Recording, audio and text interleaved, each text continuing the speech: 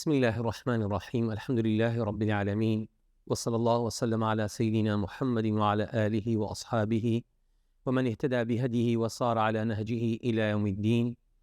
رب اشرح لي صدري ويسر لي أمري واحلل عقدة من لساني يفقه قولي. اللهم علمنا ما ينفعنا وانفعنا بما علمتنا. خۆشەویستان و ئازیزان، السلام عليكم ورحمة الله وبركاته.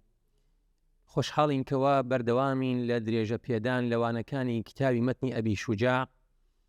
بە پشتیوانی خوای گەورە گەیشتینە کتابی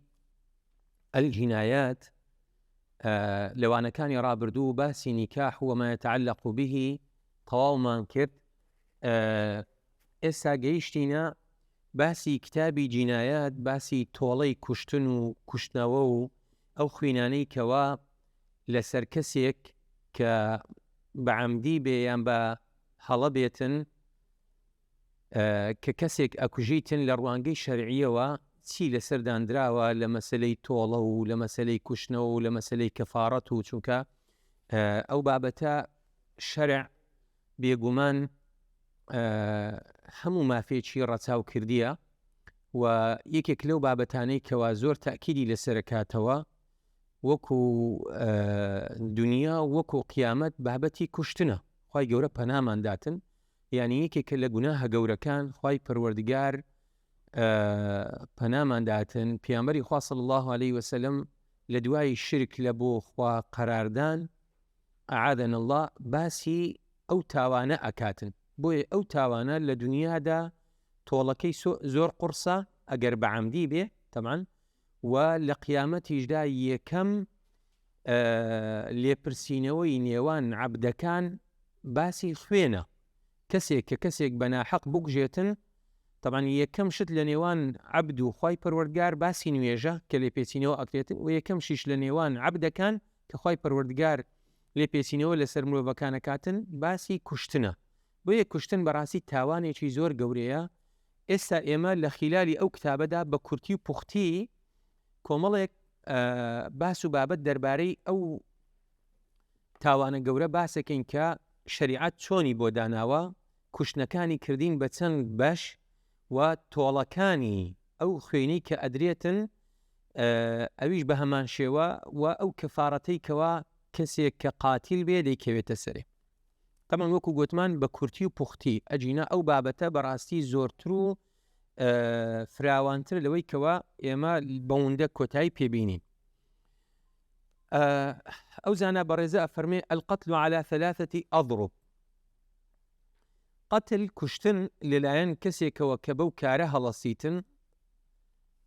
دەبێتە سێ بەش: عەمد محض وخطأ محض وعەمد خطأ. کوشتنێکی بەعەمدی و بە ئەنقەست کە ئەو کەسە مەبەستێتی جا ئێستا دێین باسەکەین، یعنی تەبان هەر یەکەی پێناسەیەکە بە کورتی کە مەبەستێتی کە لێدا و ئەواکاتن لەوەی بیکوژێت، واتە کوشتنێکی بە ئەنقەست کە مەبەستیتی. کوشتنێکی بە هەڵا خەتە محض، هیچ مەبەستی نەبووکەوە لایەنی بەرامبەر بکوژیتن، بەڵکو بە هەڵا واتە ئیشێکی کردیە ئەوە لە دەستی هاتیە ئەو کوشتنە، یاخود کوشتنێکی کە بە هەڵەیە بەڵام وەک ئەوە وابێ بەعەمدی بێتن. جا ئێستا باسەکاتن ئەفەرمێت فالعمد المحض هو أن يعمد إلى ضربه بما يقتل غالبا ويقصد قتله بذلك فيجب القود عليه. بڵێن بەوەندەی ئەفەرمێت عەمدی مەحض کەسێک ینی بە ئەنقەست کەسێک بکوژیتن مەبەستی بێتن چۆنە؟ ئەوەیە کەوا هەوڵ بداتن بە شتێکی لێ بداتن کە بەو شتە عادەتەن ئەو ببێتە مای کوشتنی، ینی بیما یەقتل غالیبا، بە زۆری وایە، ینی بۆن منە بە تفەنگی لێ بداتن. تفەنگ عادەتەن مای کوشتنی بەرامبەرە، یان مەترەقەکی لە تەپڵی سەری بداتن. و سەر ئەندامێکە عادەتەن بە زەربەیەکی گەورە ئەو ئینسانە تووشی حاڵەتێکی نەخوازراوە بێتن. واتە کوشتن لێ نزیکە بێتن یان دڵ بە ئەمان شەوەیتر بە شتێکی وای لێ بداتن کەوا ئەو شتا بە زۆری وابێتن کوشتن بێتن یان بە شتێکی گەورە خۆی پێدا بداتن کە دەربازبوون لە بەردەمیدا ئەستەم بێتن ويقصد قتله و لە هەمان کاتدا ئەگەر بەو شتە ئەو ئالەتە دەیەوێتن لە بەرامبەر بداتن مەبەستیشی کوشتن بێتن بۆیە ئەوە کوشتنەوە دەکەوێتە سەر کابرای قاتیل فيجب القود عليه واتە کوشتنەوە دەکەوێتە سەری فإن عفا عنه ئەدی ئەگەر ماڵی کوژراوەکە کە سوکارەکەی لێی خۆش بوون وجبت دية مغلظة حالة في مال القاتل ئەگەر هاتو لێی خۆش بوون ئەوە لەسەر قاتیل خوێنێکی ئەستور طبعا دین باسی خوێنەکانەکەین خوێنێکی ئەستور چووکە دیەتون مغلظەمان هەیە ئێستا دین دیەتون مخەفەفەشمان هەیە واتە خوێنێکی سووک طبعاەوە دەکاتە بڵند دوایە باسیەکەین چۆنە خوێنێکی ئەستور و خوێنێکی قورسی لەسەر واجب ئەبێتن حالەتون واتە دەست بەجێ ناکرێت تاخیر بکرێتن کابرای قاتیل بڵێ نیتم و هەیتم و یعنی بەو شێوازە طبعا ئەگەر ماڵی کوژراوەکە داوای خوێنیان کرد في مال القاتل لە ماڵ و سامانی بکوژەکە قاتیلەکە واتە لە ماڵی ئەو جا طبعا ئێستا گەر هاتینی دووەم ئەوانە زیاتر ڕوونە بنەوە والخطأ المحض ئەدی کوشتنێکی بەهەڵە چۆنە کە هیچ مەبەستی نەبووە کە گوتمان سێ کوشتن ئەوە قەتلی عەمدمانشی کردەوە قەتلی خەتەئی مەحض واتە کوشتنێکی بەهەڵەی ڕوت واتە هیچ مەبەستێک لەو کارەداوە نەبووە ئەن يرمي إلى شيء فيصيب رجلا فيقتله فلا قود عليه شتێک باوێتن ئەو شتەی کە داوێتن و پیاوێک بکەوێتن و کەسێک بکەوێتن و مرۆڤێک کە ببێتە مای کوشتنی بۆ نمونە کابرا تفەنگێک داوێتن لە بۆ ئاژەڵەکی دوور لە ڕووتان ینی لە بۆ نێچیرەکی لە بۆ شتێکەوە یاخود ئامانجانێکێکە قەدەری خوای گەورە کەسێک بێنەر دەهات یان بۆ نمونە کابرا لەناو کۆڵانان دەڕواتن سیارەی لێ دەخوڕی ڕاستە خۆ شتێک هاتە پێشی منداڵێک کەسێک هیچ مەبەستی نەبووە ئیتر وەکو ئارەزووی کوشتنی نەبووە بە مەبەست و بە ئەنقەس نەبووە تر ئەوە پێگوتێتن کوشتنێکی بەهەڵە فلا قود عليه ئەوە کوشتنەوەی لەسەر نییە ئەو کەسە بۆیە ناکرێ ماڵی کوژراوەکە لە خوێنگەرمی و لە دڵگەرمی خۆیان کە کەسێکیان لە دەستداوە داوای کوشتنەوەی بکەن شەرعەن کوشتنەوەی لەسەر نییە بل تجب عليه دية مخففة بەڵکو ئەوە لەسەری تیکە خوێنێکی سووک بداتن جا گوتمان ئێستا دیەة مغلظة و مخففە هەردووچیان دێن بۆیە لێرە باس ناکەین على العاقلة لەسەر کەس و کاری کوژراوەکە واتە لەسەر خۆی نییە ئەوە کوشتنی بەهەڵەیە لەسەر خۆی واجب نابێتن مؤجلة في 3 سنين تا ماوەی 3 ساڵان دەبێ ئەو خوێنە بداتن ئەوەی دیکە گوتمان حالەتون ڕاستە و خۆ دەبی کە سوڵحەکە کرا ماڵی کابرای گوتیان ئەمەنای کوژینەوە بەڵام خوێنمانەوێتن بکوژ دەڵێت خوێنەکەی دەدەم کە خوێنەکەی دەداتن ئیتر ئەوە لەو کاتەدا چی پێ دەڵێن دەبی ڕاستە خۆ بداتن بەس ئەوەیان لەسەر کە سوکارەکەیتی و تاکو ماوەی 3 ساڵان چکە لە ڕاستیدا ئەو مەبەستی کوشتنی بەرامبەر نەبووە بۆ شتێکی دیکە ئەفەن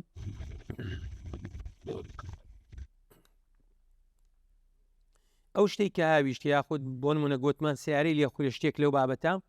هیچ مەبەستی کوشتنی نەبووە بەڵام خوای گەورە ئەو قەدەرەی هینا پێش وعمد الخطأ أن يقصد ضربه بما لا يقتل غالبا ئەدی کوشتنی سێیەم کە کوشتنیەکە وا دەکاتن کە یعنی و عەمدی ئەچێتن بەڵام بەهەڵەیە واتە مەبەستی کوشتن نییە بەڵام و کوشتنیەکی بە ئەنقەس دەچێتن عەمد الخەطە هەردوو وشەکەیە کۆکردینەوە ئەوەی دیکە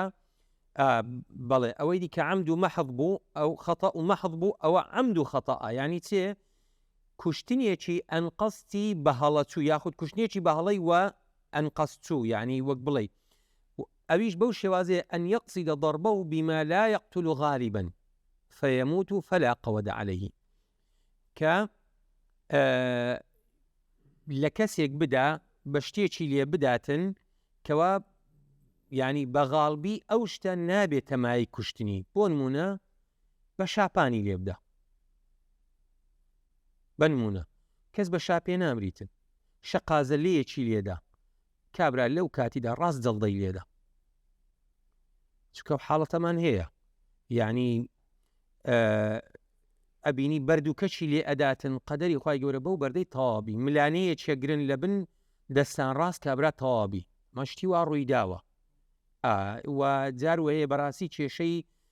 کۆمەڵایەتی گەورەی لێکردەوە بەڵام قەدەری خوای گەورەوە بۆ ئەو قەزیە لەناو کۆمەڵە کەسێکی معتەبەر بووە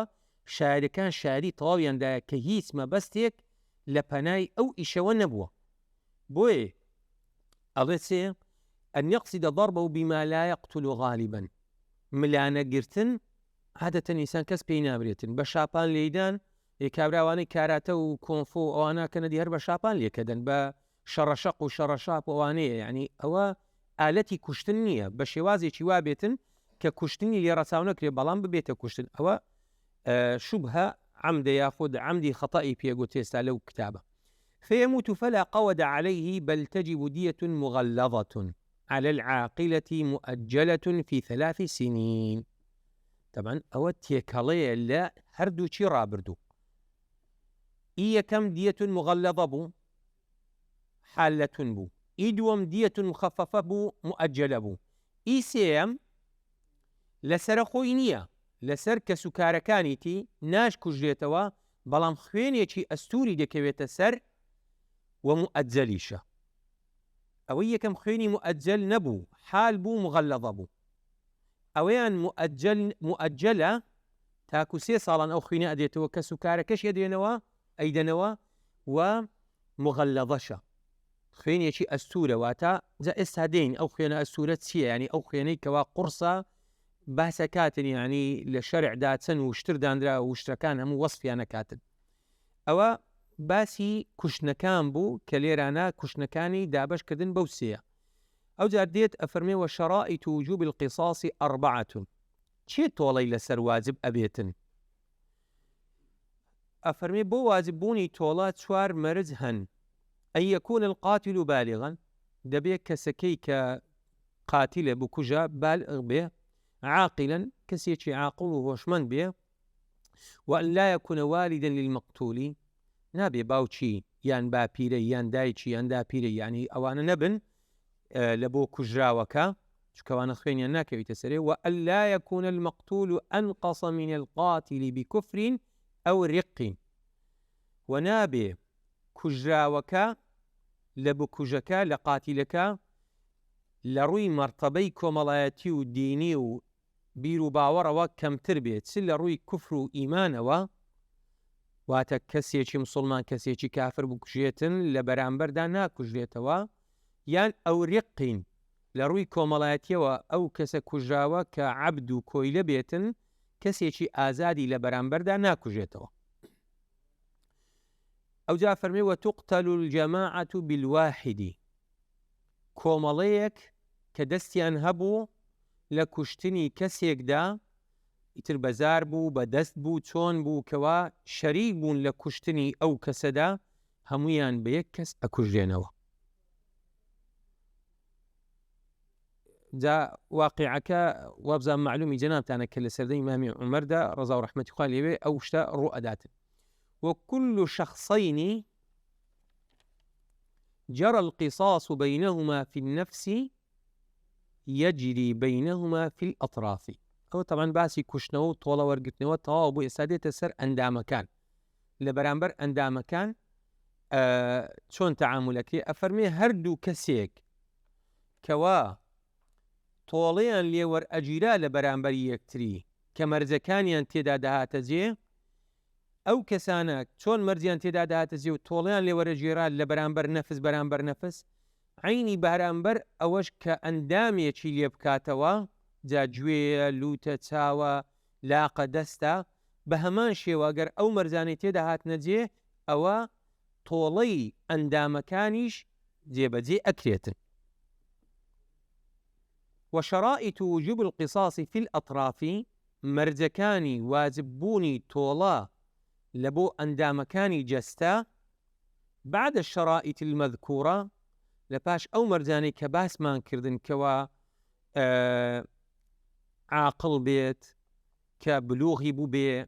باوكو دايكو دا بيرو با بيرا أوانا نبن لبو أوي ورق كفري تيدانا بي أو مرزانا لباش هنديت سندي ديكيا دو مرزي دي كمان 2 أفرمي وشرائط وجوب القصاص في الأطراف لأندام كان بعد الشرائط المذكورة لباش أو مرزاني كباس مان كردن لبيشتر 2 دو مرزن الاشتراك في الاسم الخاص دبيت أو أندامي للايني برامبر كرايتوا همان أنداميش لو كسي كجانية كبتاوانكي هساوا لي بكريتوا چون اليمين باليمين كابرا دستي راسي لي كرديتوا داسة شي دست دايا وراس ليدا يان مترقة شي بون من اللجوي دا جوي أو كرد شتيكي لي دا يعني والحاصي بهر أمرازي كأندامي شي أو كريان لاقي لي كرده وشتيك لو بابتانا راسة براسة واليسرى باليسرى تب بتب واتا أندامي تب لبرامبر أندامي تب وأن لا يكون بأحد الطرفين شلل ونابي يكك لأندام كان شلل بيتن واتا أجر هاتو أندامي چي شللي لوي كربوا أول لبرامبر دا أندامي چي تاك لا جانيك ناكريتوا بون منو كابرا دستي الشلل وبتهيبت أو سردمي جلده وملده أو شانه زورن يعني طبعا زاران جلده أو ناوان نبو بيانقو شلل يعني لكردواري دا نايش كابو ديانقو شبلي ليدايا ونبو بس إساو ناوانا نمان جلده أو ندبو يعني لهات السرزبان لوي تيباري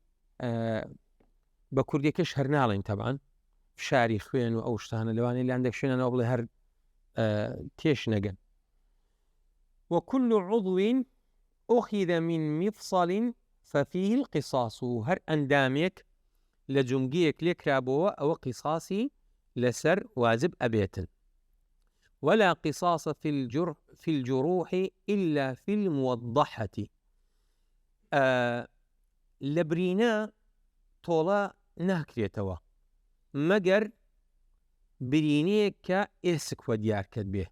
موضحة يعني أوندا واضح بو بيتوا برينك والله بو بيتوا كإسك وديار كدبيتن أو لو كاتدا طولا أكيد تسري كدواء دين طولي أويتيا كبين وشتا يعني زاد دواء باسكات أوش درباري أطراف كان بو واتا أو عضواني ك إنسان جاروي لشر وشتوي لتسيه زايتر چون كابرا أندامي شي برامبر لقر أخاتن ياخد ليه كاتوا دين سر چونيتي خوينا كان أو خويناني كوا باس كراون كباس ما كردن مغلظة ومخففة خويني زورو كم يا خويني أستورو بلين خويني شي سوق أجر بلين بوناوانا بلين أفرمي والدية على ضربين خوين كلبرامبر كشنوا يعني لبرامبر أو أدريتن كسي شي أو كير بلين تاوانيش برامبر كير دو جورا مغلظة ومخففة فالمغلظة 100 من الإبل خويني مغلظة خويني أستور خويني زور سطح اشترى 30 حقة سيح اشتري مي سيصالة 30 جذعة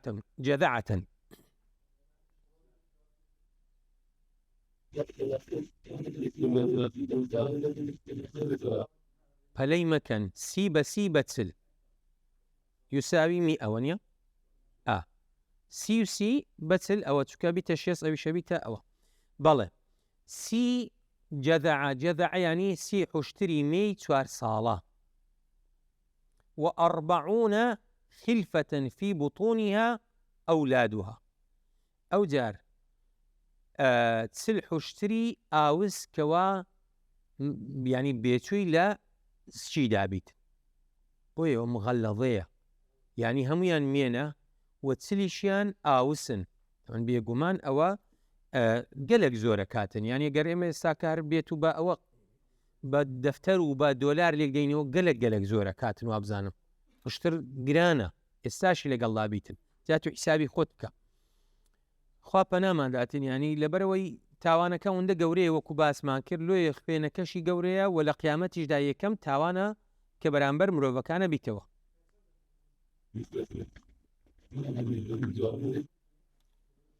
واللهی نازام ینی بیزەبت ئەمن لێکدانەوەیەکی تەواو نەکردێ بەڵام زۆرە کاتن معلوم ئاگەر بە ئەوە لێک دەینەوە بە دەفتەر دۆل 20 دەفتەرە کاتن پشتر بە چەندی بیت بە 20 وەرەق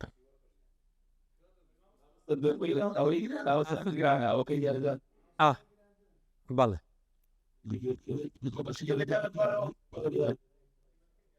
جا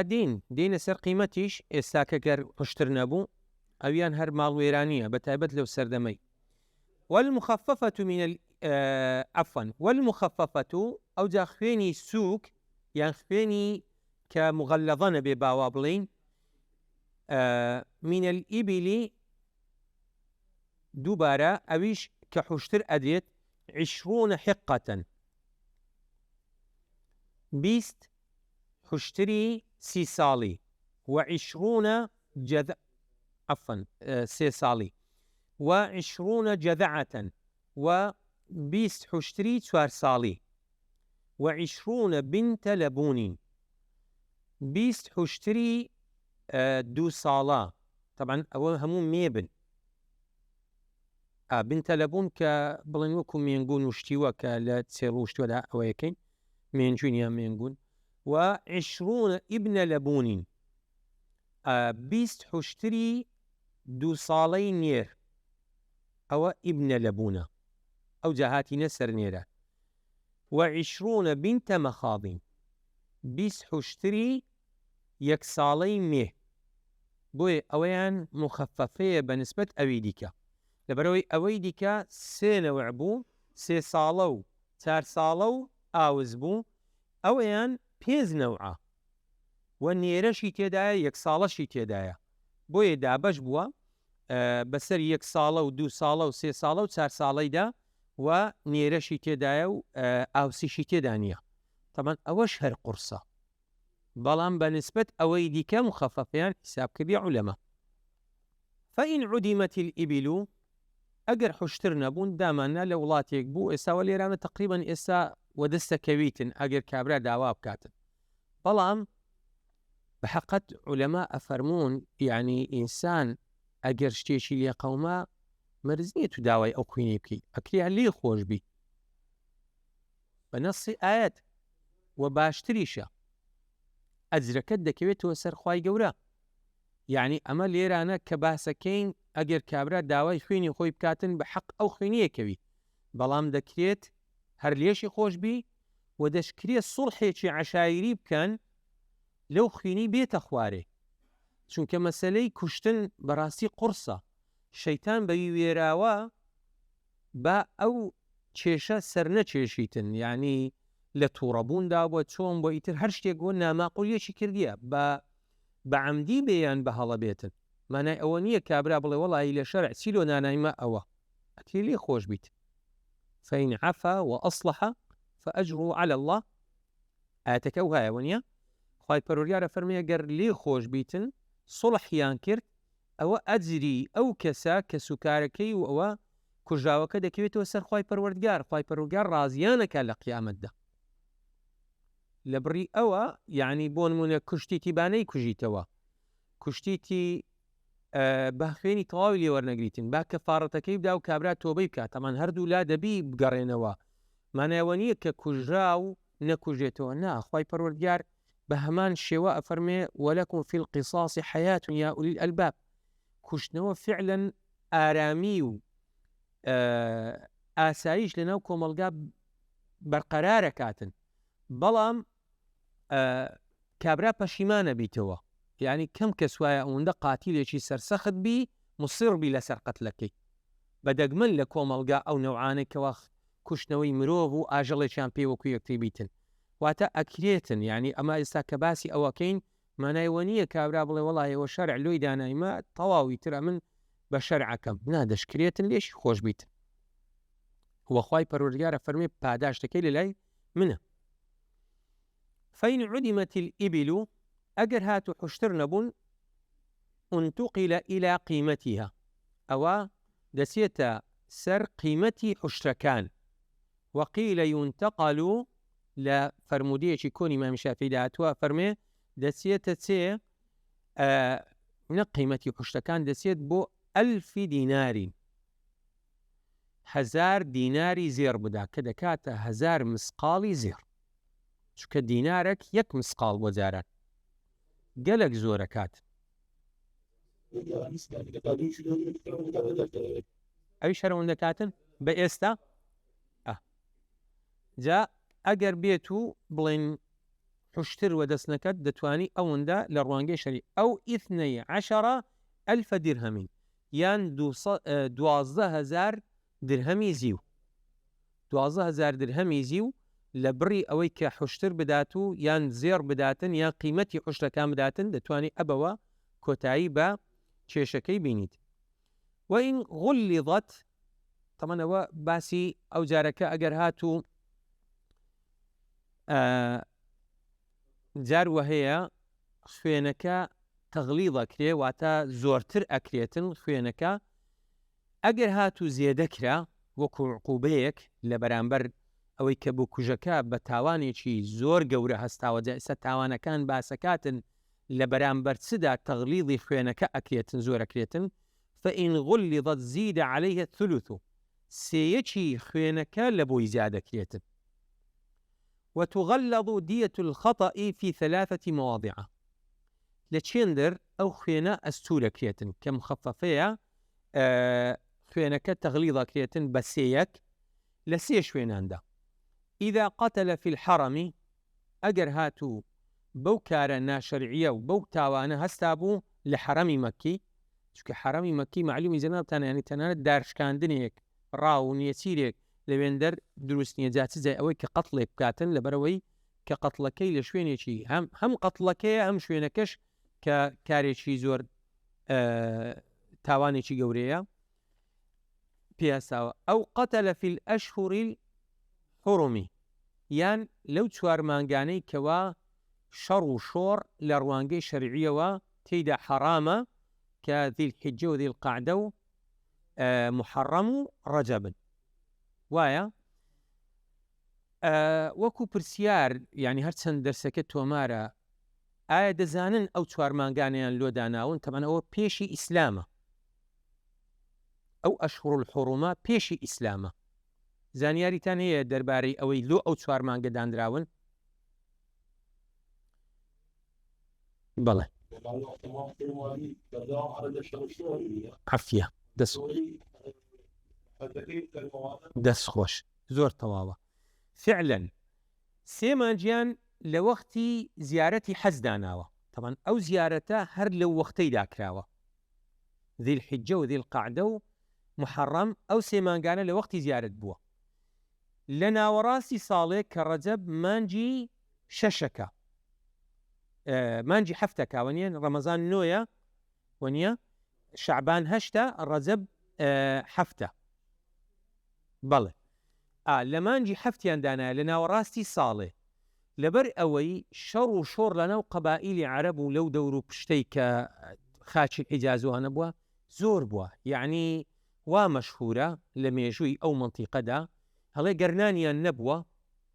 گوتیان یەڵا باخۆ خڕکەینەوە بەسەر قەبیلەیەکی دادەینی نانی پەیداکەین یعنی نانیانە دەچشم شێردا بووە فعلا یعنی ئەوە مێژوو تۆمارەکە وەکەوە نیەمە عەرەب بە درڕندە بناسیێنی نە ئەوە مێژوو تۆمارەکە بەیتیشیان زۆر لەلا پیرۆز و گەورە بووە پێشی ئیسلامیش پێیان خۆش بۆ زیارەتشیان نەچیتن شەڕەکەشیان نەچیتن هەردوو لایان بکەن گوتیتیان بە ئیتیفاق کاکە ئەو 4 مانگانە ئەشهور الحورومن یعنی ئیعلان کرایە لەو 3 مانگانەدا لەسەر یەکتی کە زیارەتی حەج کرایە و ئەو مانگەش لە ناوەڕاست ساڵەدا ئەگەر کەسێک بێوێ زیارەتی بکاتن. بۆیە ئەو 4 مانگانە لە لای عەرەب خۆشەویست بووینە. لەبەر ئەو بابەتە و ئیسلامیش کە هاتی ئیقراری لەسەر کردیە. والله ئاعلم ئەوەی کە من بڵێن زانیاریم هەیە. جا لێیە فعلا عەرەب هەندێک شتیان هەبووە کە مێژوونووسان مؤرخین بڵێن ئەوانەی سیڕیان نووسیا یعنی جێگای تەقدیر بووە، سەخاوەتیان، پاراستنی کەسایەتی کە کەسێک خۆی تەسمیل کرد بێ ئەو شتانیان هەبووە و یەکێک لەوانش ئەوە خاڵێکی جوان بۆ تێیاندا. بەڵام ئەوە شەرمانای ئەوەی کە شەڕ و شۆڕیان تێدا هەبووە. بەڵێ ئەویشیان دووبارە کە ئیسلام هاتێ ئیقراری لەسەر کردیە کە لە سەردەمی بابی پیامە صلی الله عليه وسلم کە ئەو شتە ڕووی داوە.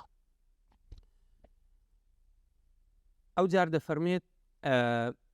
ئەو قەتلە ذا ڕەحیم مەحرەم، یان کەسێکی نزیکی خۆی بکوژێتن. ئەویش لەو کاتەدا خوێنی لۆ قورسەکرێتن بە سێیەکی خوێنەکەی. ودية المرأة على النصف من دية الرجل. خوێنی ئافرەت نیوەی خوێنی پیاوە. کەسێک ئافرەتێک بکوژێتن لە باتی کە 100 پشتر بداتن نیوەیە داتن. جا تەمان لێرە باسی کردووە کە پشتەکان چۆندا بەشە. ودية اليهودي والنصراني ثلث دية المسلمي. خوێنی کەسێکی جوولەکە یاخود گاور سێیەکی خوێنی ئینسانی مسلمانە. طبعا ئەگەر جوولەکە و مەسیحیەک ئەگەر مستەمن بێ یان معاهد بێ یان ذێمی بێ لەناو مسلمانان ئەمانی پێدرا بێتن، مانایەوە ناوەی حربی. وأما المجوسي ففيه 13 دية المسلمين. ئەدی کەسێکی کە ئاگر پەرست بێتن کە جاران ئەوانە بڵێن وجودیانە بۆ فارسەکان کە مەجوسی بووینە، 2/3 دەیەکی خوێنی مسلمان، 2/3 دەیەک یعنی کە 10 بەش خوێنی مسلمان کە دەکاتە 10 خوشتر لەو ئەوەش 2/3. وتكمل دية النفس في قطع اليدين والرجلين والأنف والأذنين والعينين والجفن الأربعة واللسان والشفتين وذهاب الكلام وذهاب البصر وذهاب السمع وذهاب الشم وذهاب العقل والذكر والأنثيين. أو هتا يندر بيكوية أفرميت خوينيكي طواو أدريت لبرامبر لێکردنەوەی دوو دەست، لێکردنەوەی هەردوو پێەکان، لێکردنەوەی دم یان کەپوچی پێدەڵن، والأذنين هەردوو گوێیەکان، هەردوو چاوەکان، هەر 4 پێڵوەکان، مژوێلشی پێڵەن وەنیە ئەوانە پێڵوو یان مژوێلێک هەر 4یان لێ بکاتەوە بڵین کابرا دیارە زۆر درڕندەیە، ینی دەیەوێت کابرا بە زیندیە چاوان بگوژیتن نەکار ئەوە دەناو چاوانە چۆن ئەوە هەتکە کاتن، یان زوبانی ببڕی، یان هەردوو لێوەکانی ببڕی، یان شتێکی وای لێ بدات کە عەقڵ لە دەست بداتن، یان دەرمانی وا کە وەکو ئێستا بڵێن بۆ دەرمان شتوەیە، یان چاوەکانی لە دەست بداتن، یان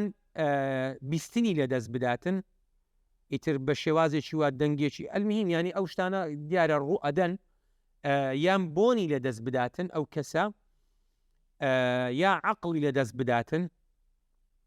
شێتی بکاتن. طبعا دەرمان و شتیوە هەیە و شت دیارە ڕوو ئەداتن بەو شێوازە، یا ئەندامی نێرینەی لێ بکاتەوە، یا هەردوو خەسیەتەینی لێ بکاتەوە. تەمەنەوە هەر لە پیاوەتی دێخیتنەوە هەر زۆر کارەساتە بیتن لەو کاتەی ئەوە لە هەموو ئەوانە خوێنێکی تەواو بڵێن 100 پشتی دەکەوێتە سەرێ. وەفی الموضحة والسن لە برینێکی ئاوەڵا بووەوە کە ئێسک دیارکەوت بێتن یان ددانێک کە بشێنێتن لێ بکاتەوە دەربێنێتن، ئەوە 5 من الإبل 100 حوشتر دەکەوێتە سەری دەبێ بداتن. عەفوەن 5 بەڵێ 5 من الإبل 5 حوشتی دەکەونە سەرێ. وفي كل عضو لا منفعة فيه حكومة. ئەگەر ئەندامێکی لێ بکاتەوە ئەوە سووری نەبێ و ئەندامە دانێکی زێدەیە پەنجەیەکی زێدەیە هەنە 6 پەنجەنە نازان بینین و یان ناو نەوعانە هەنا ئیتر ئەندامێکی زێدە. جا لێرە وا ئەفەرمێ کە سووری نەبێ چکە لەوانە ئێستا بە خەیاڵی هەر یەکتاندا بێ ئەندام هەیە بە لەشی مرۆڤ نەبێ و سوودی نەبێ بەڵێ ینی جار وەیە دانێک زێدە دێتن جا چۆن ئەو کابرایە بەو ئەرکیا لەسیتن ئیتر شتێک لەو بابەتەی شەرع کە باسی کردووە ئەوە حکوومەتون دەقرسێنرێت لەلایەن قازیەوە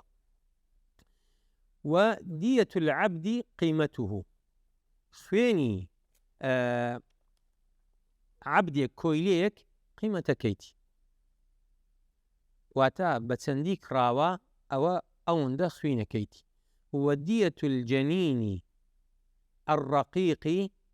عشر قيمة أمه تۆڵەی خوێنی منداڵێکی لە ڕەحمی دایکی دابێتن کە بڵێن داچی کۆیلەیە دەیەکی قیمەتی داچیتی دایکی بە چەندی کراوە دەیەکی بۆ نمونە بە دامانە بە دەفتەرێک کرایە بە نمونە ئەوە دەوەڕق عشرەکە ئەکاتە دەوەڕق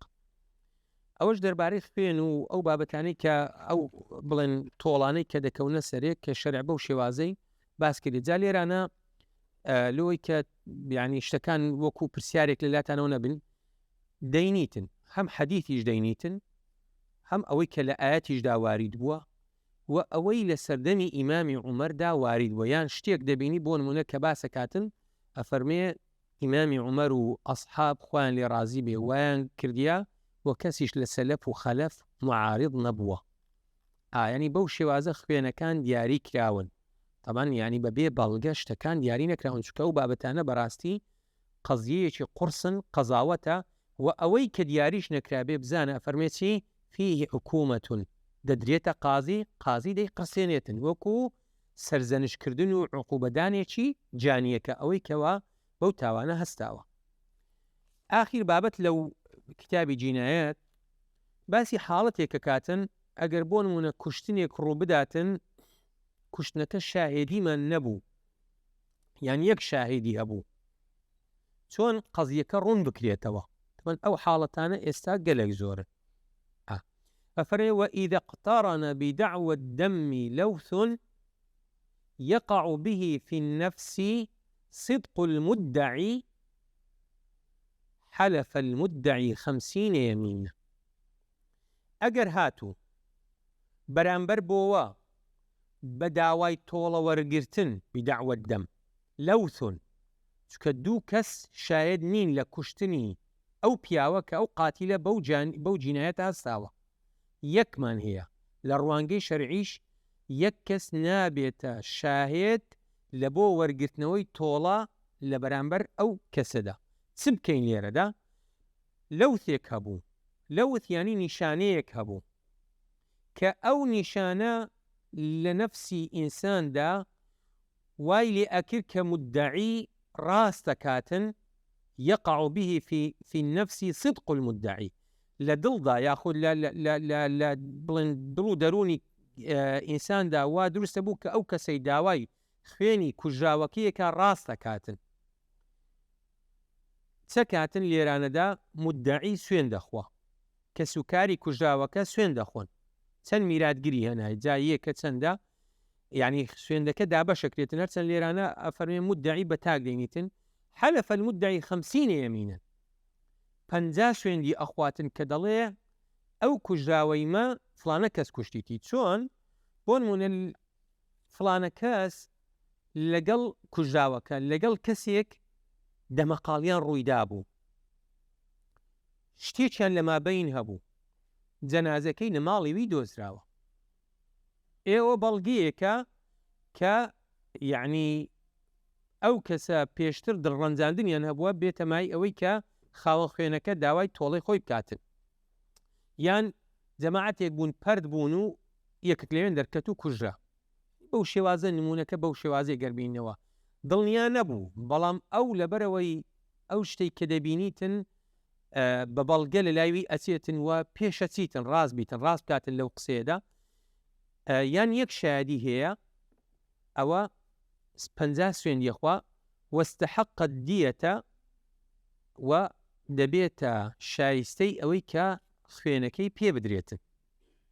داوای تۆڵەی خۆی بکاتن لە کەسی کوژاوەکە وإن لم يكن هناك لوث ئەگەر هاتو هیچ بەڵگەیەک نەبوو، هیچ نیشانەیەک نەبوو لەسەر ئەوەی کەوا ئەو کوژراوە بۆ نمونە هەر فڕەدرا بوو جەنازەکە، کەس نەیزانی، بەس گومان لە کەسێکە کرا، بەڵام گومانەکە نابۆ مایەی ئەوەی کە ئەو کەسە تۆڵەکەی بەسەردا واقع ببێتن. ئەفەرمێ فەلیەمین عەلە المدعا عەلەیه، ئەوە سوێندەکە دەگەڕێتەوە سەر ئەو کەسەی کەوا شکایەتی لێکراوە، ئەوجا ئەو سوێندی دەخواتن. جا ئەوە تەبعاً لێران نمونەیەک دێنیتەوە، ئەڵێ کەسێک کوژرا لە سەردەمی پێغەمبەری خوا صلی الله علیه وسلم لە ناو جوولەکان، پێغەمبەری خوا صلی الله علیه وسلم فەرمووی ئەنگۆ ئامادەن سوێندخۆن، گوتیان ئەمە ئامادەنین. فەرمووی ئەگەر ئەوان سوێند و لۆ بخۆن، ئەوانیش گوتیان ئەمە بە سوێندی کافران بڕوا ناکەین. هەڵە پێغەمبەری خوا صلی الله علیه وسلم بە خۆی خوێنەکەیدا، یعنی ئەو شتە ڕووی داوە لە سەردەمی پێغەمبەری خوا صلی الله علیه وسلم. وعلى قاتل النفس المحرمة كفارة کەسێک کە کەسێک بکوژێتن، تەمان کەفارەتێکەوێتە سەر ئەوەی کە باسمان کرد قەوەد و قیساس بوو تا ئێستا، کەفارەتیش ماواتە هەر کەسێک بەو جینایەتە هەڵەستێتن سێشتی ئەکەوێتە سەر: قەتل، کەفارەت، قیساس. ئەو سێشتانەی کە دەکەونە سەرێجا تەبعاً هەموو شت هەر پێکەوە ناتەوان، ئەگەر بکوژێتەوە کابرا لە دەست دەچێتن ئەوە، بەڵام ئەگەر هاتوو لێی خۆشبوون ئەوە بوو ئەوە دەتوانێتن کەفارەتەکەش بداتن. فەرمێ کەفارەتون، کەفارەتی دەکەوێتە سەرێک کە کەسێکی بەناحەق بکوژێتن، واتە لە ڕوانگەی شەریعەوە ڕێگە پێدراو نەبوو ئەو کەسە کە بکوژێتن، ئەوە کەفارەت دەکەوێتە سەرێک. کەفارەتەکەشی سێ: عتق رقبة مؤمنة سليمة من العيوب المضرة، واتە ئازادکردنی کۆیلەیەکی ئیماندار کە دووبارەیەکەینەوە وەکو جاری لە ڤیهار باسمان کرد، کە سەلامەت بێت، پارێزراو بێت لە هەموو عیب و نەنجیەکەوە المضرەتی، کە ئەو عیبانە زەرەر لە کەسابەت و کار و کردەوە بدەن. فەئین لەم یەجید، ئەگەر هاتوو عەبد و کۆیلەیەکی ئیمانداری نەدیتەوە کە لە کەفارەتی بداتن، فەصیام شەهرەینی متتابعینی، دەبێت 2 ڕۆژان لەسەر یەکتی بە ڕۆژی بێتن، عەفەن 2 مانگان لەسەر یەکتی بە ڕۆژی بێتن. ئەگەر ئافرەت بوو ئەو قەتڵەی لێواقع بوو، ئەگەر بۆ نمونە کەوتە حەیض و ئەوانە، ئەوە لەو کاتەیدا معفووە، بەڵام لە دوای حەیضەوانە دەبی دووبارە تەسەلسل و تەرتیبەکەی دەست پێ بکاتەوە. جا طبعاً کە جارێ دیکە پرسیار کە سەلیمەتی من العیوب المضرة، علەما قسەیەکیان هەیە، دەڵێ لۆ ئەوەی دەڵێتن، تەمان لەو 2 خوێنانە کە باسکرا، ئەڵێ لەبەرەوەی ئەگەر هاتووانە بێتن ئەو عەبدە خۆی پێناژیتن، نا هەر عەبد بێ لە بۆوی باشترا لێ سەلیم بێتن. ئەبە و شێوازەش باس کراوە.